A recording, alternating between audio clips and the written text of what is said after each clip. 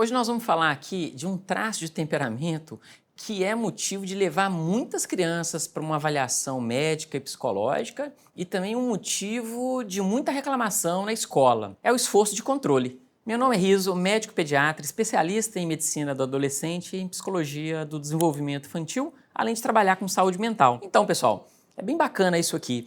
O esforço de controle é um temperamento que tem a ver com a capacidade de regulação da criança. Regulação de atenção, regulação de persistir na tarefa. O que é isso? É a criança que começa e termina alguma ação. Também a capacidade da criança de ter um pensamento mais flexível, quando ela consegue mudar de uma tarefa para outra sem muita frustração.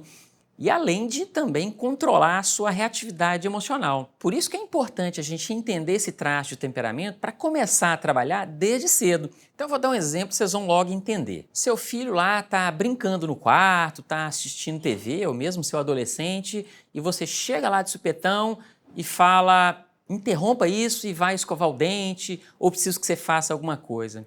Qual a reação dessas crianças que têm baixo esforço de controle? Elas vão se frustrar, e muito provavelmente elas vão reagir de forma opositora.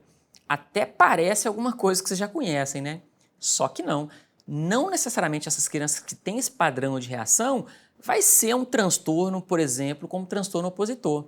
Mas é um traço de temperamento. E aí que é a questão. Esse traço de temperamento, se não for abordado muito cedo, ele pode ir piorando os comportamentos. Daí a ideia da gente compreender essas particularidades da criança e poder agir no momento certo. Então, para essas crianças com baixo controle de esforço, o que você considera que seria uma coisa muito fácil de fazer, por exemplo, interromper a atividade de ver TV para escovar os dentes, que para você é muito fácil, para ela não vai ser nada fácil, justamente por umas questões de habilidade de pensamento flexível, que é o que eu já disse, transitar, né, interromper uma tarefa que é agradável para começar a fazer outra tarefa que não é agradável. Ela vai ter dificuldade e você vai ter que entender essa dificuldade e você vai ter que colaborar com ela para que ela consiga melhorar essa habilidade. Bom, se essas crianças têm dificuldade de controlar a sua emoção, se elas têm dificuldade de compreender solicitações de tarefas complexas, então o primeiro ponto, pessoal, é estabelecer rotinas consistentes. A ideia é que a criança não seja pega de surpresa, né? Ela vai saber quais são os horários dela fazer determinadas tarefas e aí você vai lembrá-la, né, de uma forma sutil para que ela tenha tempo de, com essa questão do pensamento flexível, de pensar ali no que você acabou de falar para ela e relacionar que aquilo já era um acordo. Isso ajuda bastante. E à medida que ela vai amadurecendo, ela vai crescendo, ela vai melhorar muito isso, tá? Outra coisa, essas crianças têm dificuldade de guardar na memória, que a gente chama memória de trabalho, tarefas complexas. Então é melhor você quebrar essas tarefas para ela, né? Você vai dizer para ela, tarefa por tarefa, o que ela tem que fazer. E lembre-se, você tem que detalhar para ela, tá? Não adianta falar para ela que arruma a bagunça que ela não vai entender. Você tem que explicar para ela que é guardar os brinquedos na caixinha, colocar no armário. Você tem que falar para o seu adolescente, se você quer que ele arrume o quarto, que é estender o lençol, talvez colocar a roupa suja no cesto. E, veja, não precisa fazer cara feia e não precisa xingar e nem gritar. Essas crianças já têm dificuldade com essas habilidades emocionais.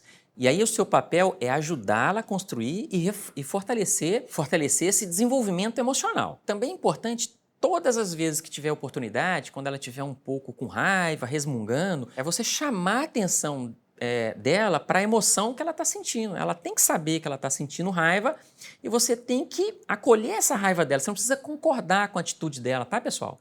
Não é isso. Mas se ela tem um problema de emocionalidade, ela só desenvolve, antes de tudo, se ela souber a emoção que ela está sentindo e você pode ajudar a resolução de problemas, que ela possa construir, né, essa capacidade de solucionar questões sem ficar lançando mão de raiva e agressividade. Isso é muito importante. E afinal, pessoal, assim, pelo menos 3 coisas vão fazer com que essas crianças piorem, tá? Primeiro é a disciplina inconsistente. Quando o pai diz uma coisa e a mãe diz outra, essas crianças já têm dificuldade nesse sentido. Se não tiver um padrão muito claro do que vocês querem para a criança, vai confundi-lo.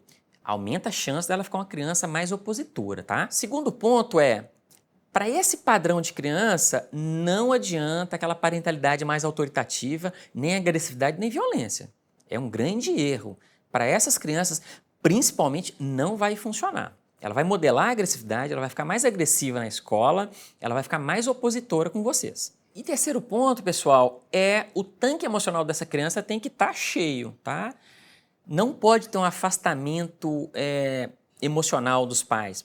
E eu digo assim, pouco tempo, tá? Tempo de qualidade, às vezes, pessoal, sei lá, 20 minutos, 3 vezes na semana, onde vai ter que ter uma interação mais próxima dessa criança, sem criticar, brincar com ela, sem orientar, sem opinar, durante o jogo nem fazer melhor. Isso ajuda muito, tá? Porque na hora que vocês forem solicitar e pedir alguma coisa para essas crianças, a chance dela atender vocês aumenta demais. Tá vendo como é importante você entender algumas características muito específicas da sua criança?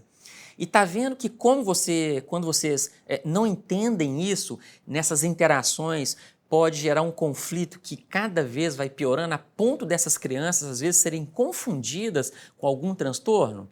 Esse é o sentido aqui. Então, pessoal, se você ainda não é inscrito no canal, se inscreva, acione o sininho para receber as notícias atualizadas. Se você gostou desse tipo de conteúdo, deixe aqui nos comentários sugestões. Eu estou sempre respondendo as perguntas e selecionando os novos temas para próximos vídeos. E também compartilhe com outros pais que possam ter interesse nesse conteúdo, tá? Um abraço e até a próxima!